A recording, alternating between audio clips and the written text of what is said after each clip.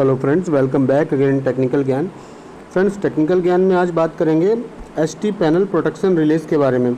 ST panel आपने देखा होगा, एसटी पैनल पे जो प्रोटेक्शन होता है, प्रोटेक्शन दो टाइप का है वहाँ पे एक्चुअली, इनकमिंग सप्लाई और आउटगोइंग सप्लाई का। इनकमिंग सप्लाई मीन्स जो वहाँ ब्रेकर लगा है, एसटी ब्रेकर, वीसीबी लगा होगा, इधर SF6 लगा होगा, तो उस ब्रेकर की एक तो सेफ्टी है और दूसरी सेफ्टी हमारे ट्रांसफार्मर। अगर ट्रांसफार्मर में कोई भी एबनॉर्मलिटीज़ होती हैं, जो रिले लगी हैं, अगर उनको कमांड देना होगा, ट्रांसफार्मर जो अपना कमांड सेंस भेजता है वो एसटी पैनल के रिले को भेजता है, ताकि एसटी पैनल हमारा उस फॉल्ट को सेंस करे और एसटी ब्रेकर को ट्रिप करा सके, ताकि हमारा एसटी पैनल से ट्रांसफार्मर की सप्लाई आइसोलेट हो जाए। तो आज बात करते हैं जो रिलेज़ हैं वो कौन कौन सी मेन रिलेज़ हैं, उन रिले के बारे में आज बात करते हैं। सो स्टार्ट करते हैं। तो फ्रेंड्स, पैनल के टॉप पे जैसे आप देख रहे हैं कि यहाँ रिले लगी हुई है, अर्थ fault relay, auxiliary alarm relay, auxiliary trip relay and master trip relay, trip circuit supervision relay, earth fault relay. तो ये रिले हैं जो इसको कंट्रोल करती हैं। और पब्लिक अनाउंसिएटर भी लगा हुआ है।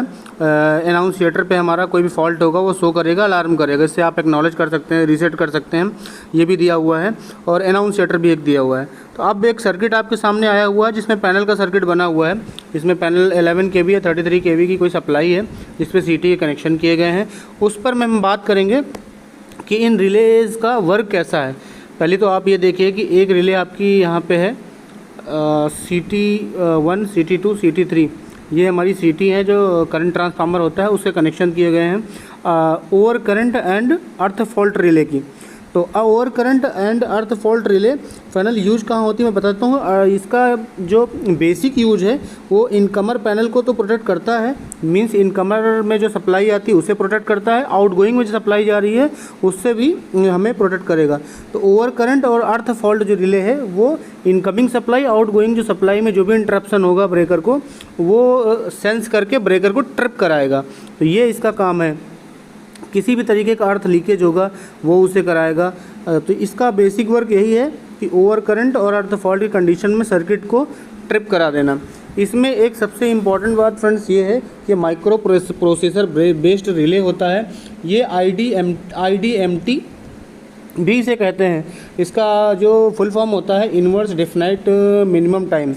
अब इसका जो लॉजिक है IDMT का वो मैं थोड़ा समझा देता हूँ फ्रेंड्स कि IDMT का सिर्फ सिंपल लॉजिक यही है कि अगर कोई फॉल्ट कंडीशन होता है, जब फॉल्ट का कंडीशन होगा तो करंट का फ्लो ज़्यादा होगा। जब करंट का फ्लो ज़्यादा होगा तो IDMT क्या करता है, ट्रिप टाइम को मिनिमाइज कर देता है। अगर कोई दो टाइप का कंडीशन होगा, अगर हमारा ओवर करंट अर्थ फॉल्ट में अगर हमारा करंट का फ्लो ज़्यादा होगा तो हमारा मिनिमम टाइम में हमारे सर्किट को ट्रिप कराएगा। इन केस दूसरा कोई कंडीशन ऐसा होता है, हमारा कोई फॉल्ट होता है अर्थ लीकेज या ओवर करंट का, जिसमें करंट का फ्लो कम होगा तो ट्रिप टाइम हमारा हाई हो जाएगा। ये इसका मतलब है IDMT का।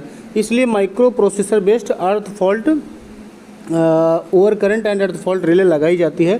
IDMT इसलिए लगाया जाता है, ये इसके एडवांटेज हैं। तो होपफुली आपको समझ में आया। दूसरे की बात करेंगे, एक तो ये हो गया, दूसरा हमारा है auxiliary alarm relay.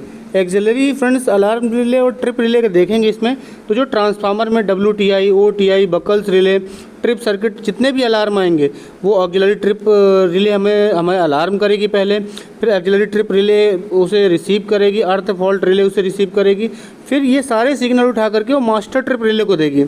Master trip relay इन सब के कमांड को एक सेंस करेगा। सेंस करने के बाद वो हमारे वैक्यूम सर्किट ब्रेकर ST पे लगा होगा या हमारा SF6 लगा होगा, उस ब्रेकर को कमांड दे करके सर्किट को आइसोलेट करेगा, ट्रिप कराएगा, ताकि हमारी सप्लाई आगे ना जा सके ट्रांसफार्मर पे।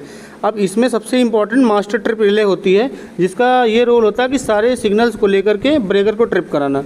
और होपफुल फ्रेंड्स, सर्किट में जैसे कि इस मेन जो सर्किट है इसमें एक चीज़ तो ये समझ में आई होगी कि हमारी जो ब्रेकर की सेफ्टी है वो ओवर करंट अर्थ फॉल्ट को सेंस करेगा एंड एक अर्थ फॉल्ट कोई रिस्ट्रिक्शन आ रहा है उसे सेंस करेगा।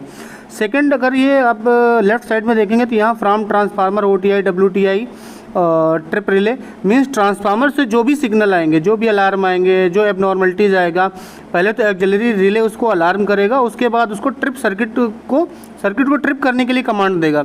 तो इससे ये होगा कि ये सारे कमांड जितने हैं मास्टर ट्रिप सर्किट रिले पे आएंगे।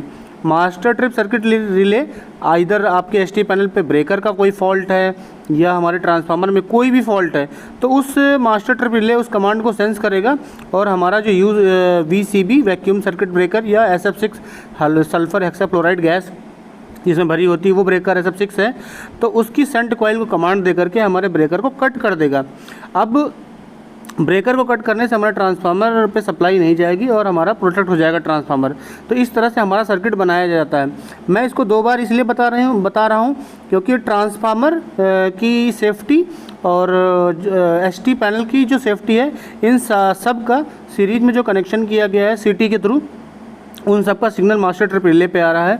तो ये जो रिले है ये एक तरीके से सारी रिलेज़ का कंट्रोल करता है, सबका मास्टर सारी रिलेज़ का, और इस तरह से हमारे ब्रेकर की भी सेफ्टी कर रहा है, हमारे एसटी पैनल की भी सेफ्टी कर रहा है और हमारे ट्रांसफार्मर की सेफ्टी कर रहा है और उसकी पावर को भी आइसोलेट कर रहा है।